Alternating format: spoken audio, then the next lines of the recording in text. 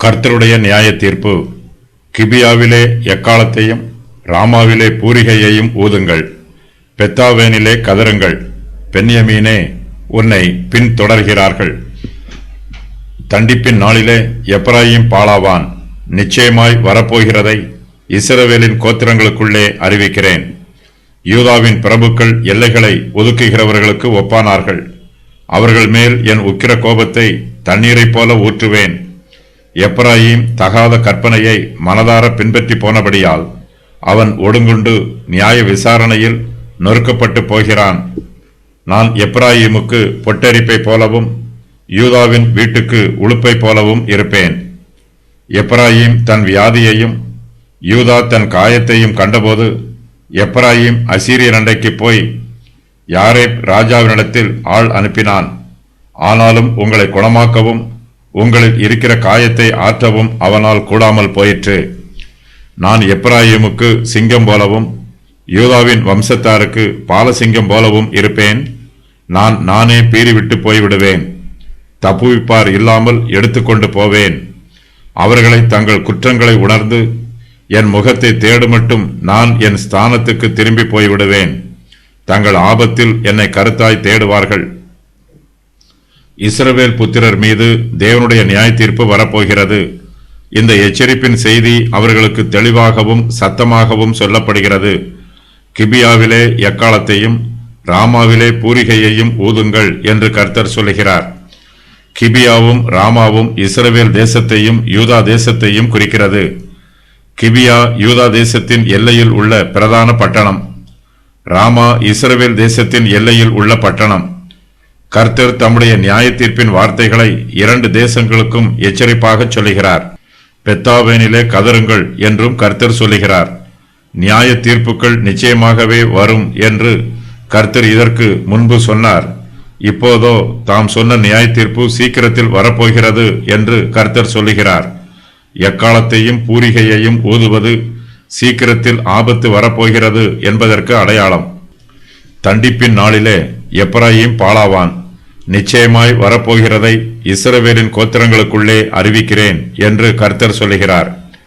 கர்த்தருடைய நியாய தீர்ப்பு நிச்சயமாய் வரும். இஸ்ரவேல் தேசம் நிச்சயமாய் பாழாகும். கர்த்தருக்கு யூதாவின் பிரபுக்கள் மீது வழக்கு இருக்கிறது. அவர்கள் துணிகரமாய் பாவம் செய்கிறார்கள். யூதாவின் பிரபுக்கள் தேவனுடைய உரிமையில் தலையிடுகிறார்கள். யூதாவின் பிரபுக்கள் எல்லைகளை ஒதுக்குகிறவர்களுக்கு ஒப்பானார்கள் என்று கர்த்தர் சொல்லுகிறார். அவர்கள் தங்களுடைய சுய இஷ்டம் போலவும் சுய விருப்பம் போலவும் நன்மைக்கும் தீமைக்கும் வித்தியாசம் காண்பிக்கிறார்கள். இஸ்ரவேல் தேசத்து பிரபுக்களை விட யூதா தேசத்து பிரபுக்கள் ஜனங்கள் மீது அதிகமாய் அதிகாரம் செலுத்துகிறார்கள்.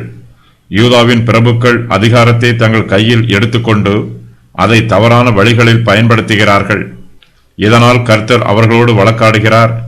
அவர்கள் மேல் தம்முடைய உக்கிர கோபத்தை தண்ணீரை போல ஊற்றுவதாக சொல்லுகிறார். இஸ்ரவேலின் தேவனாகிய கர்த்தர் இஸ்ரவேல் புத்திரர் மீதும் வழக்காடுகிறார். அவர்கள் தகாத கற்பனையை மனதார பின்பற்றி போனார்கள். துணிகரமாய் பாவம் செய்கிறார்கள். இஸ்ரவேல் தேசத்தின் தலைவர்கள் ஜனங்களை விக்கிரக ஆராதனையில் வழி நடத்துகிறார்கள். ஜனங்களும் தலைவர்களுடைய கட்டளைகளுக்கு கீழ்ப்படிந்து அவர்களை பின்பற்றி போகிறார்கள். யெரொபெயாமும் அவனுக்கு பின்பு வடக்கு இஸ்ரவேல் தேசத்தை ஆளுகை செய்த ராஜாக்களும் ஜனங்களை கர்த்தரை விட்டு பிரித்து விடுகிறார்கள். விக்கிரகங்களை ஆராதிப்பதற்கு அவர்களை வழி நடத்துகிறார்கள். வடக்கு இஸ்ரவேல் தேசத்து சட்டத்தின் பிரகாரம் இஸ்ரவேல் புத்திரர் எல்லோரும் தானிலும் பெத்தேலிலும் நிறுவப்பட்டிருக்கிற கன்றுக்குட்டிகளை ஆராதிக்க வேண்டும் என்று கட்டாயம் பண்ணப்படுகிறார்கள். அவர்களும் தங்கள் தேசத்தின் சட்டத்திற்கு கீழ்ப்படிந்து விக்கிரகங்களை ஆராதிக்கிறார்கள். எப்ராயிம் தகாத கற்பனையை மனதார பின்பற்றி போகிறான். ஆகையினால் அவன் ஒடுங்குண்டு போகிறான். எப்ராயிம் என்பது வடக்கு இஸ்ரவேல் தேசத்தில் உள்ள இஸ்ரவேல் புத்திரரை குறிக்கும் வார்த்தை. அவர்கள் கர்த்தருடைய நியாய விசாரணையில் நொறுக்கப்பட்டு போவார்கள். இஸ்ரவேல் தேசமும் அழிந்து போகும். அவர்களுடைய உரிமைகளும் பறிக்கப்படும். அவர்கள் அந்நிய தேசத்திற்கு சிறைப்பட்டு போவார்கள். கர்த்தர் வடக்கு இஸ்ரவேல் தேசத்திற்கும் தெற்கு யூதா தேசத்திற்கும் தம்முடைய நியாய தீர்ப்பை சொல்லுகிறார். நான் எப்ராயிமுக்கு பொட்டரிப்பை போலவும் யூதாவின் வீட்டுக்கு உளுப்பை போலவும் இருப்பேன் என்று கர்த்தர் சொல்லுகிறார். எப்பிராயீம் இப்போது வியாதியில் இருக்கிறது, யூதா இப்போது காயம்பட்டிருக்கிறது. தேவனுடைய நியாய தீர்ப்பு சில சமயங்களில் பொட்டரிப்பை போலவும் உளுப்பை போலவும் பாவிகள் மீது வரும். இவை மெதுவாகவும் ஆரவாரம் இல்லாமலும் அமைதியாகவும் வரும். தங்களுக்கு தீங்கு வந்திருக்கிறது என்பதை கூட இவர்கள் உணரமாட்டார்கள். தங்களுக்கு வரும் ஆபத்தை குறித்து அக்கறை இல்லாமல் நிர்விசாரமாய் இருப்பார்கள். தாங்கள் எப்போதும் போல பாதுகாப்பாயும் பிரச்சனை இல்லாமலும் ஆரோக்கியமாயும் இருப்பதாகவும் நினைப்பார்கள். ஆனாலும் சீக்கிரத்தில் தாங்கள் அழிந்து போய் இருப்பதை உணர்வார்கள். பொட்டரிப்பும் உளுப்பும் தேகத்தை மெதுவாக பாதிக்கும். அந்த பாதிப்புகளில் இடைவெளிகள் இருக்கும். இவையெல்லாம் நாம் மனம் திரும்புவதற்காக கர்த்தர் கொடுக்கும் கிருபையான வாய்ப்புகள். நம்முடைய பாவங்களுக்கு நாம் மனம் திரும்பவில்லை என்றால் நமக்கு அழிவு நிச்சயமாகவே வரும். பொட்டரிப்பும் உளுப்பும் மெதுவாகவும் அமைதியாகவும் பாதித்தாலும் அது முடிவில் மொத்தமாக அழித்துவிடும். பாவிகள் தங்கள் பாவங்களுக்கு மனம் திரும்ப கர்த்தர் அநேக வாய்ப்புகளை கொடுக்கிறார். பாவங்களுக்கு மனம் திரும்பாமல் துணிகரமாய் பாவம் செய்கிறவர்கள் மீது தேவனுடைய நியாய தீர்ப்பும் கோபமும் தண்டனையும் அதிகமாய் வரும். நான் எப்பிராயீமுக்கு சிங்கம் போலவும் யூதாவின் வம்சத்தாருக்கு பாலசிங்கம் போலவும் இருப்பேன் என்று கர்த்தர் சொல்லுகிறார். சில சமயங்களில் குறைவான நியாய தீர்ப்புகளும் மென்மையான தண்டனைகளும் நல்ல பலனை கொடுக்காது. சிறிய தண்டனைகளை அனுபவிக்கிறவர்கள் தங்கள் பாவங்களுக்கு மனம் திரும்ப மாட்டார்கள். இந்த தண்டனைகளையும் அதன் வேதனைகளையும் தாங்கிக் கொண்டு சகித்து கொண்டு தங்கள் பாவங்களில் தொடர்ந்து ஜீவிப்பார்கள். இப்படிப்பட்டவர்கள் மீது கர்த்தர் அதிகமான நியாய தீர்ப்புகளையும் கடினமான தண்டனைகளையும் கொடுக்கிறார். நானே பீறி விட்டு போய்விடுவேன், தப்புவிப்பார் இல்லாமல் எடுத்துக்கொண்டு போவேன் என்று கர்த்தர் சொல்லுகிறார். மென்மையான தண்டனைகளில் திருந்தாதவர்கள் கடினமான தண்டனைகளை அனுபவிப்பார்கள். கர்த்தர் பாவிகள் மீது தொடர்ந்து தண்டனைகளை அனுப்புவார். பாவிகள் தங்கள் பாவங்களுக்கு மனம் திரும்பவில்லை என்றால் முடிவில் அவர்கள் முற்றிலுமாய் அழிந்து போவார்கள். கர்த்தர் பாவிகளை திருத்துவதற்கு வெவ்வேறு உபாயங்களை கையாளுகிறார். ஒவ்வொரு உபாயத்தினாலும் ஒவ்வொரு விதமான விளைவுகள் உண்டாகும். நியாய தீர்ப்புகள் சிறியதாக இருந்தால் தண்டனை சிறியதாக இருக்கும், பாதிப்பு குறைவாக இருக்கும். நியாய தீர்ப்புகள் பெரியதாக இருந்தால் தண்டனை பெரியதாக இருக்கும், பாதிப்பு அதிகமாயிருக்கும். கர்த்தர் பாவிகளை தண்டிக்கும் போது அவர்களுக்கு காயமும் வியாதியும் நிச்சயம் வரும்.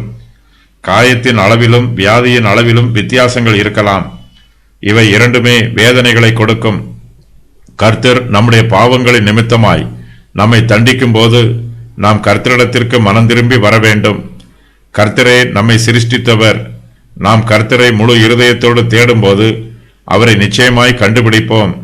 கர்த்தர் நம்மை காயப்படுத்தும் போதும் நமக்கு வியாதியை கொடுக்கும் போதும் நம்முடைய சிருஷ்டிகராகிய கர்த்தரையே நாம் முழு மனதோடு தேடி போக வேண்டும். அவரே நம்முடைய பரம வைத்தியர். அவர் நம்முடைய காயங்களுக்கு காயம் கட்டுவார், நம்முடைய வியாதிகளை குணப்படுத்துவார். ஆனால் ஒரு சிலர் தங்களுடைய பாவத்தினால் காயப்பட்டு வியாதிகளை அனுபவிக்கும் போது அவர்கள் சிருஷ்டிகரை நாடி போகாமல் சிருஷ்டிகளை தேடி போகிறார்கள். எப்பிராயீம் தன் வியாதியையும் யூதா தன் காயத்தையும் கண்டபோது எப்பிராயீம் அசீரியர் அண்டைக்கு போய் யாரேப் ராஜாவினிடத்தில் ஆள் அனுப்பினான் என்று கர்த்தர் சொல்லுகிறார். இஸ்ரவேல் தேசத்தாருக்கு ஆபத்து வருகிறது. அப்போது அவர்கள் கர்த்தருடைய உதவியை எதிர்பார்க்காமல் அசீரியருடைய உதவியை தேடி போகிறார்கள். அசீரியர்கள் தங்களை பாதுகாப்பார்கள் என்று இஸ்ரவேல் புத்திரர் நம்புகிறார்கள். இஸ்ரவேல் புத்திரர் யாரேப் ராஜாவினிடத்தில் ஆள் அனுப்பினான் என்று கர்த்தர் சொல்லுகிறார். யாரேப் ராஜா என்னும் பெயர் அசீரியாவின் ராஜாவாகிய திகிலாத் பில்நேசரை குறிக்கும் என்று வேத பண்டிதர்கள் சொல்லுகிறார்கள். இஸ்ரவேல் புத்திரரும் யூதாவின் மனுஷரும் தங்களுக்கு ஆபத்துக்கள் வரும்போது உதவிக்காக கர்த்தரை நாடிப்போகாமல் அசீரியாவின் ராஜாவை நாடிப்போகிறார்கள். அவனோடு இராணுவ உடன்படிக்கை பண்ணிக்கொண்டால் தங்களுக்கு பாதுகாப்பு கிடைக்கும் என்று அவர்கள் நம்புகிறார்கள். எல்லா மனுஷருக்குமே வேதனைகளும் சோதனைகளும் வருகிறது, துன்பங்களும் வியாதிகளும் வருகிறது.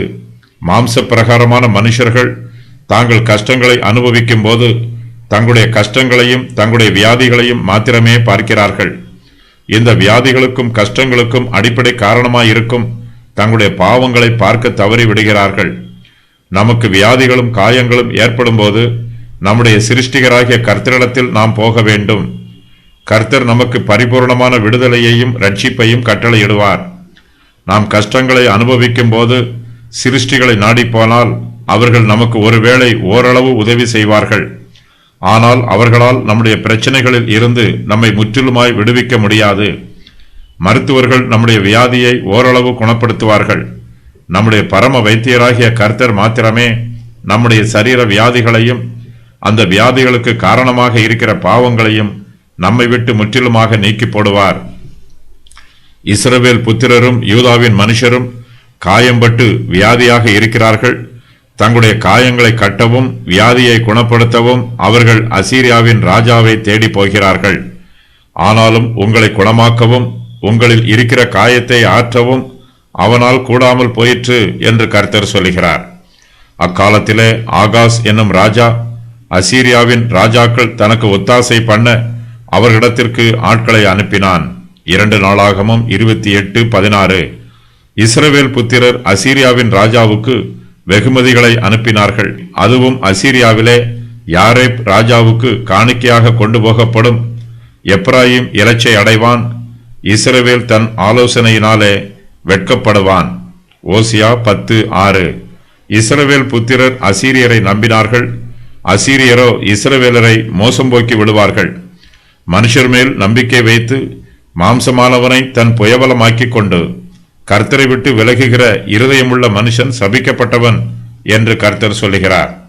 அவன் அந்தரவெளியில் கரளையாய் போன செடியைப் போல் இருந்து நன்மை வருகிறதை காணாமல் வனாந்திரத்தின் வறட்சியான இடங்களிலும் குடியில்லாத ஒவ்வொரு நிலத்திலும் தங்குவான். எரேமியா 17:5-6. கர்த்தர் இஸ்ரவேல் புத்திரர் மீதும் யூதாவின் மனுஷர் மீதும் அதிகமான நியாய தீர்ப்புகளை கொடுக்கிறார்.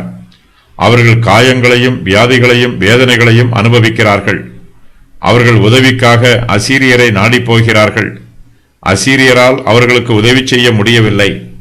இஸ்ரவேல் புத்திரருக்கு வியாதியும் குணமாகவில்லை, காயமும் ஆறவில்லை, கர்த்தருடைய கோபமும் குறையவில்லை, கர்த்தருடைய நியாய தீர்ப்புகளும் நிறுத்தப்படவில்லை.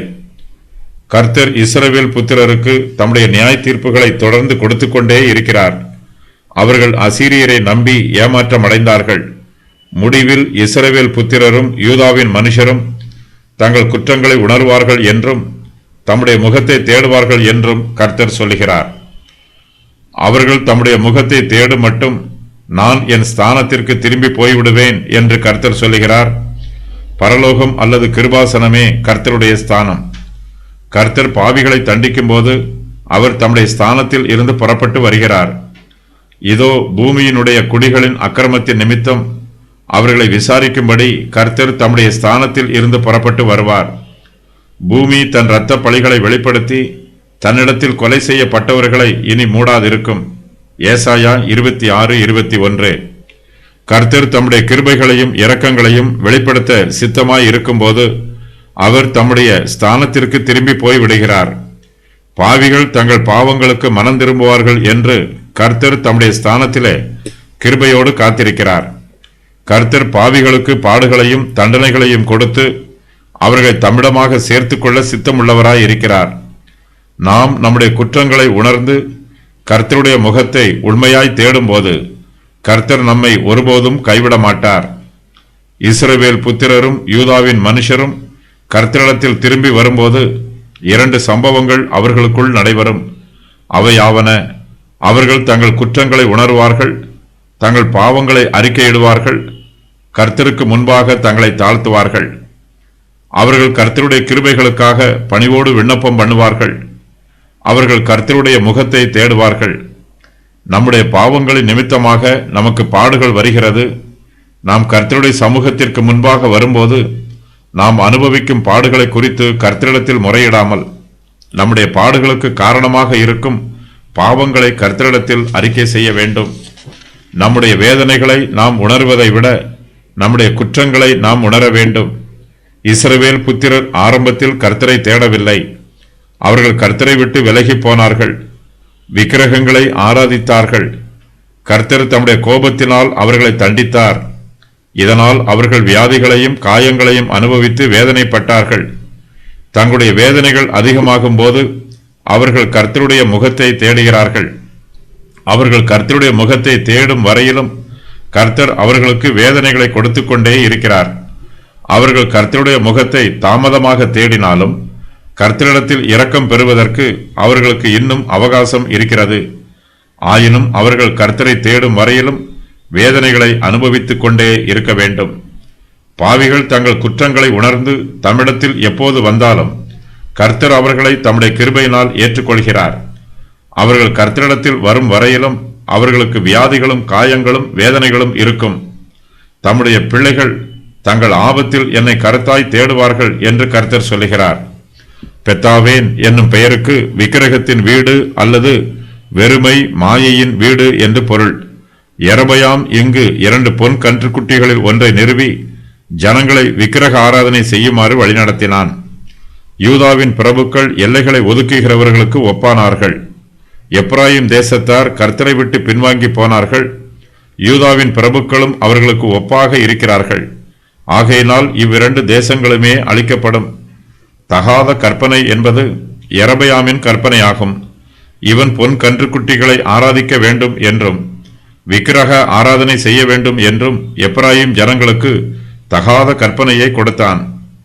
தேவன் எப்ராயிமோடு தம்மை ஒப்புமைப்படுத்தும் விதம்: பொட்டரிப்பு, உளுப்பு, சிங்கம், பாலசிங்கம், மலை, முன்மாரியும் பின்மாரியும், உழவர், சிவிங்கி, குட்டிகளை பறிகொடுத்த கரடி, பனி. பொட்டரிப்புகள் வஸ்திரங்களை பாழாக்கும், மரத்தை உளுத்து போக வைக்கும். வஸ்திரங்களுக்கும் மரங்களுக்கும் இந்த பூச்சிகள் மறைவாக இருக்கும், வெளியே தெரியாது. ஆயினும் கொஞ்சம் கொஞ்சமாக வஸ்திரங்களை இவை அரித்து போடும், மரங்களை உளுத்து போக வைக்கும். கர்த்தர் எப்ராயிமின் மீதும் யூதாவின் மீதும் இதுபோல நியாயத்தீர்ப்பை அனுப்புவார். கர்த்தருடைய நியாயத்தீர்ப்பு மெதுவாக வரும், வஸ்திரம் விரைவில் அரித்துவிடும். அதுபோல இஸ்ரவேல் முதலாவதாக பாழாக்கப்படும், மரம் சற்று காலதாமதமாக உளுத்து போகும். யூதா தேசம் இஸ்ரவேலுக்கு பின்பு சிறிது காலம் கழித்து பாழாக்கப்படும். மனுஷர் பாவம் செய்யும் போது கர்த்தர் அவர்களை விட்டு விலகி போகிறார்.